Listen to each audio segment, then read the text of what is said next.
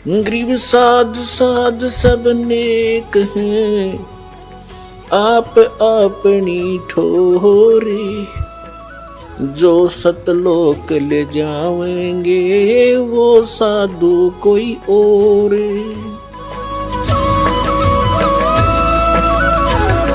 त्योहार आते हैं, कोई बात हुई, वो व्यर्थ के खर्चे, ये त्योहार मनाते हैं दिवाली का, दीपावली। ये किस लिए मनाते हैं कि भगवान श्री राम सीता जी को लेकर घर लौटे थे। और फिर चलो पहले तो देसी घी के दीप जलाए जाते थे, हवन हो जाता था, वो भी बढ़िया बात थी। लेकिन एक दिन हवन कर देने से बात नहीं बनती। अपना रोज लगावे घी की दीप है, रोज हवन करे वो। और जब सीता जी को घर से निकाला, फिर भी मनाओ तुम उसने, फिर भी दिवाली मना रहे हो। सीता तो घर से निकाल दी गई थी जिसके आने की खुशी में, और वो दीप जलाए गए थे और फिर वो निकाल दी करते। वो तो दुखी हुई, वहां जंगल में टाइम पास करा बेचारी ने सह परिवार। और श्री राम घर पे, परिवार उसका जंगल में, चाहे राजा के कुछ भी बना रहो, एक छोटे से नगर का राजा, अयोध्या का राजा था, चाहे राष्ट्रपति बने जाए पूरी पृथ्वी का, जिसका परिवार कहीं रात कहीं वो जीव सुखी हो सकता है। और फिर भी दिवाली बनावें और दीप जलावें। तो इस तरह की जो क्रियाएं हैं ये परंपरा है, सूझबूझ का कार्य नहीं है। फिर बम छोड़ते हैं त्योहार के दिन, कितना प्रदूषण फैलाते हैं, आग लग जाती है। तो यह परंपरा बनाई तो बच्चे आकर्षित हुए, इसको समाप्त करेंगे धीरे धीरे। इसमें के फंड शुरू कर दिया, बम भटकावेंगे, कितना प्रदूषण हो जाता है। किसी की आंख में डाला गया, आंख फूट गई, किसी के कपड़े जल गए, किसी के खेतों में पूड़ियाँ जल गई, किसी का घर में आग लग गई, और प्रदूषण निरा। और सारी रात बड़ा है बड़ कोई मरीज है, बीमार है, उसने वो परेशानी रहे। ये कोई खुशी का तरीका है। और फिर उद्देश्य क्या? बोला इस दिन भगवान श्री राम सीता ने लेकर आया था, दिवाली वाले दिन वापस आया था, और वह गई भी तो थी का डिवीजन 2 साल बाद से। फिर वो क्यों ना मनाया जिस दिन वह माँ दुखी रही, सारी उम्र तंग पाई। इस एक दिन के दिवाली वाले दिन ने कह दे दिया सीता जी को, आजीवन भटकती रही, एक जंगल में टाइम पास किया, 2 बच्चों को लेकर के रहती थी। तो ये काल ने हमें ऐसा बना रखा है कि हम या तो भक्ति करें, नहीं करें तो ड्रामा सा करें बस, फिर इनको डाल दे इसमें 84 लाख योनियों। तो पुण्यात्माओं, परमात्मा कहते मेरे हंसा भाई, हंस रूप सा जब तू आया, अपना स्वरूप भूल में भूलाता ते जीव कहाया। उस समय तू आया तो बहुत धनी था, अब तू निर्धन हो गया। अब तूने फिर से धनी बनना है, तभी तुम सतलोक जा सकता हो। जितनी कमाई लेकर आया था पुनों की, राम नाम की भक्ति, उतनी ही तो सैचुरेट हो जाएगा, भक्ति के धन से परिपूर्ण हो जाएगा जब वापस जाएगा। और उसके लिए कितना आसान, एक श्वास की कीमत बता दी। होय होय। तो पुण्यात्मा अब कितनी पूंजी लेकर आए थे, हिसाब ला लेना। और ये सिमरन आजीवन करते रहोगे, जब तुम भक्त सतलोक जाने योग्य होगे तो हम कितने धनी थे, अब हमने किस प्रकार उतना ही धनी बनना है। और वही परमात्मा की वाणी यानी सच्चिदानंद घन ब्रह्म की वाणी तत्व ज्ञान बता रहा है कि नाम उठत नाम बैठत नाम सोत जागबे, नाम खाते नाम पीते नाम सेती लागबे। फिर बताते हैं कि राम नाम रटते रहो। कौन सा नाम? ये 3 मंत्र का। राम नाम रटते रहो जब तक घट में प्राण, यानी आखिरी सांस तक। कभू तो दीन दयाल के बिनक पड़ेगी कान। तो कहने का भाव यह है कि जो गीता ज्ञान दाता कहता है कि मेरा एक ओम मंत्र है, नथिंग एल्स, इसके अतिरिक्त और कोई मंत्र जाप करने का नहीं है। जो तुम और करते हो, ओम नमः शिवाय, ऐसे ऐसे अपने आप बना रहे हो, विष्णु जी का सेंसर नामा, ये कोई मंत्र नहीं है जाप करने के। हरे कृष्ण हरे राम राधे श्याम सीता राम राम राम, ये मंत्र नहीं है। जब हम गीता जी को एक सत्शास्त्र मानते हैं तो उसका अनुसरण भी करना चाहिए हमने। अन्यथा हम शास्त्र विधि त्याग का मनमान आचरण कर रहे हैं। तो हम ऐसे गलती करते रहे, हमें पता ही नहीं था, इसका विकल्प नहीं था। अब विकल्प है हमारे पास, परमात्मा ने बता दिया। अपनी पूंजी को व्यर्थ नहीं करना, किसी को आशीर्वाद नहीं देना, नहीं तो आप की पूंजी खत्म हो जाएगी। आपको आपने किसी के हाथ पे सिर पे हाथ रख भी नहीं रखना, आपकी पूंजी जाए। पहले तो आप भी खाली थे और अगला भी खाली था। अब खाली बर्तन एक दूसरे को करें जाओ न, उसमें क्या आना जाना था, कुछ भी नहीं था। तो पहले तो आप किसी ने आशीर्वाद जो थे ना, अगले का कुछ लाभ होना ना आपका हानि होनी थी, उतने का नहीं होते, पैरेलल थे, अब तो दोनों खाली। तो अब आपने अपने टायर में, अपने पहिए में हवा भरनी शुरू कर दी, पंप दे दिया आपको दास ने। अब आप हवा भर रहे हो पंप से, और आपने अपने दूसरे मित्र की गाड़ी में अपने टायर से पाइप ला कर उसका टायर में डाल दिया, ना वो चलन तो करा ना आप करा, यानी आप भी खाली कर लिया पहिया। तो उसका प्रोसीजर ये है कि आप जी उसको भी पंप ही दिलवाओ कि इससे अपना हाथ से अपने प्रयत्न करके आप भी अपना भक्ति की ये जो हवा भरो, सिमरण करो। तो ऐसे आप जिन्हें अपनी भक्ति को बचा के रखना। जैसे माता गर्भ को रखे यत्न बनाए, ठेस लगे तो छन होवे, तेरी ऐसे भक्ति जावे। जैसे किसी बहन को, माता को गर्भ रहा हो, अब वो ही जानती है उस गर्भ को कैसे सुरक्षित रखना होता है। धीरे धीरे चलती है, कहीं ऊंचे नीचे में पैर झटका लग जाए, मेरा गर्भ ना गिर जा। रात के समय भी, सोते समय, करवट बदलते समय भी उधड़ के पड़ती है, कहीं बच्चे पर दाब ना आगी हो। खाने पीने में भी कंट्रोल, संयम रखती है, तब वो एक पुत्र या पुत्री रूपी लाल प्राप्त कर लेती है। ठीक इसी प्रकार पुण्यात्मा आप जिन अपनी भक्ति को ऐसे संभाल के रखना है, जैसे माता गर्भ को रख है यत्न बनाए, और ठेस लगे तो क्षण हो जा, क्षीण हो जा। ऐसे भक्ति नसाए, ऐसे भक्ति नष्ट होती है आपकी। तो आप जी ने मर्यादा में रहना है, मर्यादा को तोड़ना नहीं है। इस प्रकार हम परमात्मा पाएंगे और सतलोक चले जाएंगे।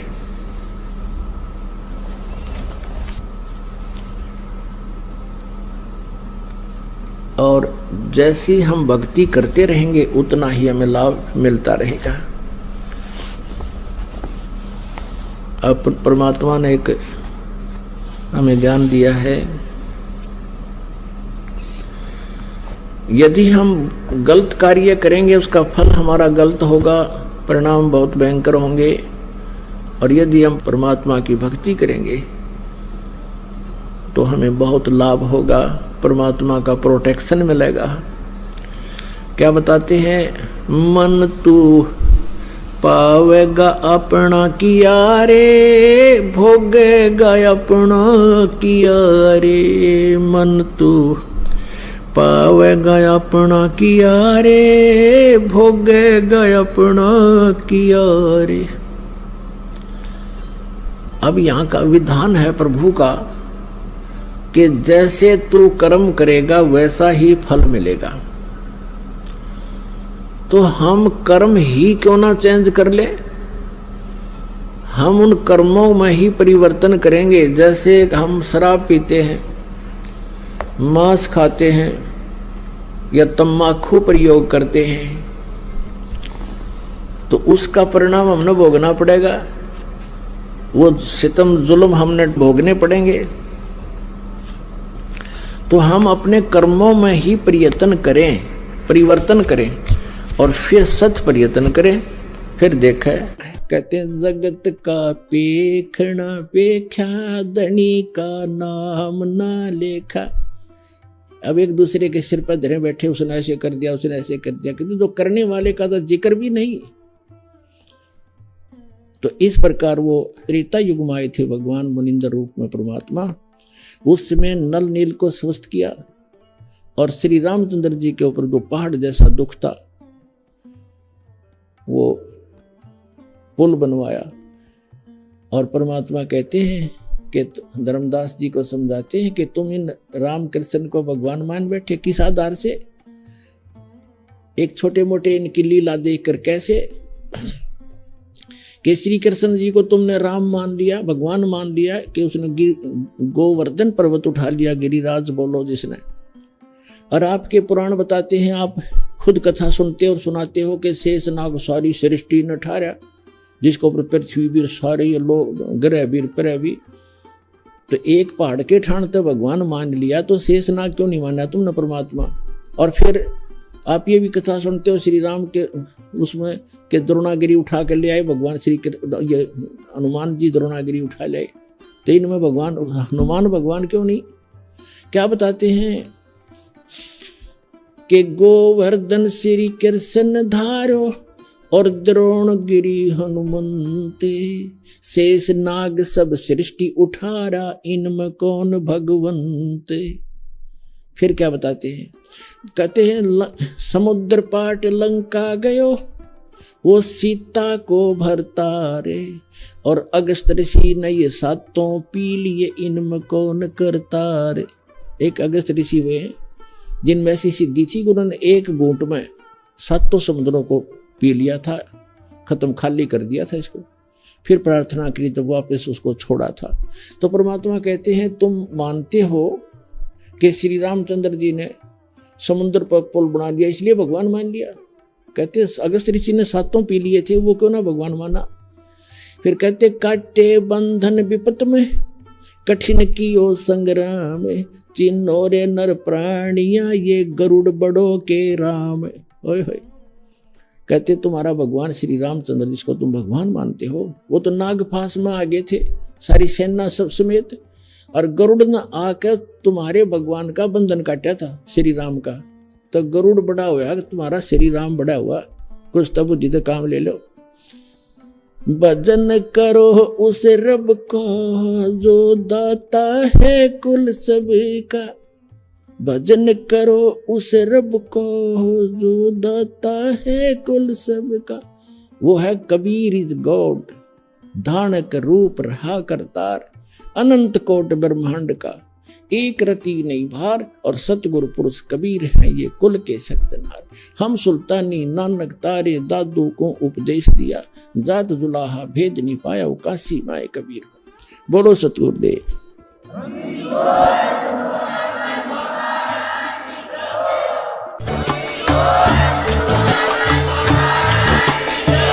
तत्वदर्शी संत रामपाल जी महाराज जी के मंगल प्रवचन। अधिक जानकारी के लिए विजिट कीजिए हमारी वेबसाइट www.jagatgururampalji.org। संत रामपाल जी महाराज जी के शुभ आशीर्वाद से पूरे विश्व भर में 500 से भी ज्यादा नाम दीक्षा केंद्र हैं, जिन पर संत रामपाल जी महाराज जी द्वारा ऑनलाइन निशुल्क नाम दीक्षा दी जा रही है। अपने नजदीकी नाम दीक्षा केंद्र का पता करने के लिए संपर्क करें 8222880541।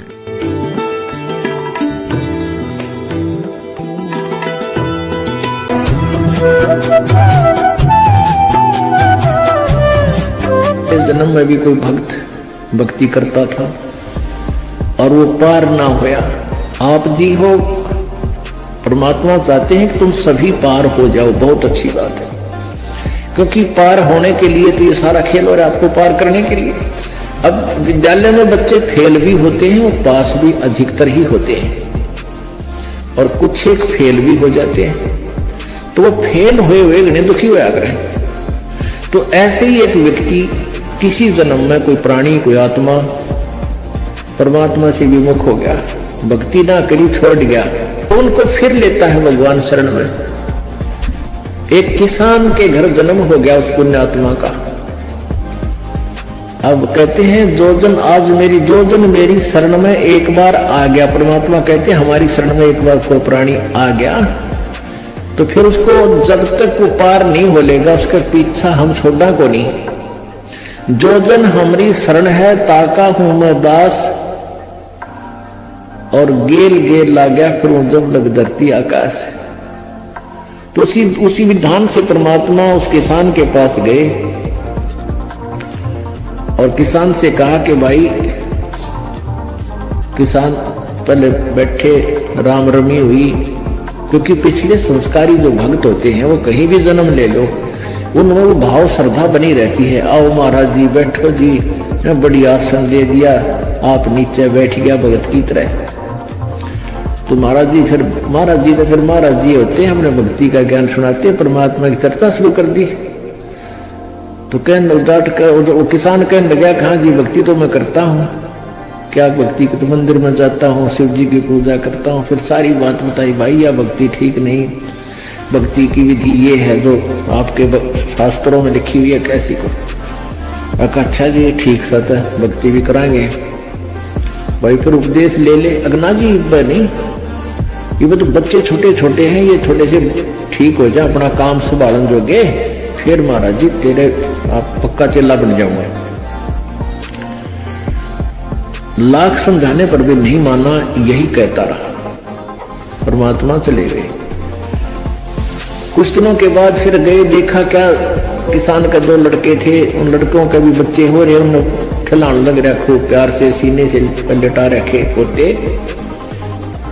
परमात्मा फिर गए, किसान भाई भगत जी देवता तेरे बच्चे भी समझदार हो गए हैं, खेत का काम संभाल लिया, तू आजा भक्ति कर ले, नाम ले ले। ने बोला महाराज जी देख छोटे छोटे पोते हैं, बच्चे खेत में जा हैं, काम कर रहे हैं, और मैं इनको बाद में संभाल रहा हूँ, अब मुझे फुर्सत नहीं है, थोड़े ही बच्चे पोते बड़े हो जाए थोड़े से, फिर मैं भक्ति करूंगा। बहुत कहने पर भी बोला ना बाबा जी दुखी ना करे मैंने, क्यों पोते घने पैरे लग गया करे। यह काल का एक भयंकर जाल आगे और बढ़ा देता है उसके ऊपर। अब बेटे तो उल्टे बोल रहे, कोई धमका दे, कोई खुरका दे, और वो पोते बोल रहा करे प्यारे प्यारे, तो वो घने प्रिय लगते हैं। न बोले बाबा जी तू तो शायद ऐसा ही, तेरे को लाग नहीं, कोई संतान नहीं, तेने के पता संसार के उसका है, कह दिया भक्ति कर ले, भक्ति नहीं होया करे, पोते बड़े हो लेंगे फिर बात करूंगा तेरे से, फिर जरूर नाम ले लूंगा, पक्की बात हो रही। नो टाल टूट दिया। अब 4 साल के बाद फिर आए परमात्मा संत जी रूप में। तो घर आके पूछा कि भाई तुम्हारा वो कहाँ गए तुम्हारे पिताजी दादाजी। वो पता चला कि वो तो मर गए, 4 साल हो गए, मृत्यु होगी। मालिक को तो पता था, क्या था कि खेत में उन्हें का बैल बन गया, आके बैल बन गया, बैल की जुनी प्राप्त की, और खेतों में उसका बेटा उसको हल में जोत रहा। अब परमेश्वर वहां पहुंचे, वो लड़का भी जाने था, महात्मा कई बार करते, रोक दिया, कहा महाराज जी कैसे आना हुआ कि भाई डट जा तेरे बाबू, तो 2 बात बतलाऊंगा। उस बैल के कान में निकट सी जाकर कहने लगा, रे भगत अब तो आजा मेरी शरण में, तेरा शरीर छुटवा दूं बैल का, और नाम दे तेरे को मनुष्य जीवन दे दूंगा, और तू चाल देखिए दुखी हो रहा, तेरा लठ लग गया, तेरा बेटा लठ मारे हैं, और तेरी के दुर्गति हो रही, तो के क्या है वो बैल। ने कहा बाबा जी तू बोल मत, अब मैं यहां से मर जाऊंगा, दूसरा बैल आ गया, वो थोड़ा काम करेगा, मेरे बेटा नटोटा हो जाएगा, वो तेरा गजब हुई। परमात्मा बोले अच्छा भाई कोई बात ना, ले धन बना तो बेटा गया। अब कुछ दिन के बाद वो बैल भी मर गया, मृत्यु के बाद वो सांप बन गया। अब सांप को याद होता है उसने कहीं धन गाड़ रखा हो, पहले जमीन में दबाया करते चोरों के डर से, धन जेवर दाब दिए, पैसे चांदी के हुआ करते, सिक्के वो लको दिए, छुपा दिए। तो सर्प बनकर वो वहीं घूम रहा है। अब वो पुत्र वधुओं ने देख लिया, शोर मचाया, सांप सांप, उन बेटा ने मारा लठ उसका, वो मोरी में गए निकल गया, पर 1-2 लाठी अच्छी लगी इसके, कंडे में हो गया बीच तक। वो सहज सहज धीरे धीरे सरक कर बोझड़ों में झाड़ उन बोझड़ा में पड़ा। जब परमात्मा गए, कहा सुना भगत जी अब आओगा मेरी शरण में। न्यू बोला जी जान बचा दो मेरी, और अपनी शरण में ले लो। मैंने देख लिया कोई नहीं किसी का। परमात्मा बोले सांकड़ी तड़वा का आया तू मेरी शरण में, आया था पर ये हड्डी तोड़वा के पसड़ी तोड़वा के जब आई तरह समझ में कोई नहीं किसी का। और हम रोज रोन लाग रहे कोई किसी का, कोई ना अपनी भक्ति करो। कहते हैं एक लेवा एक देवा दूतम, कोई किसी का पता नहीं पुतम, ऋण संबंध जुड़ा एक ठाठा, अंश में सब 12 बाटा।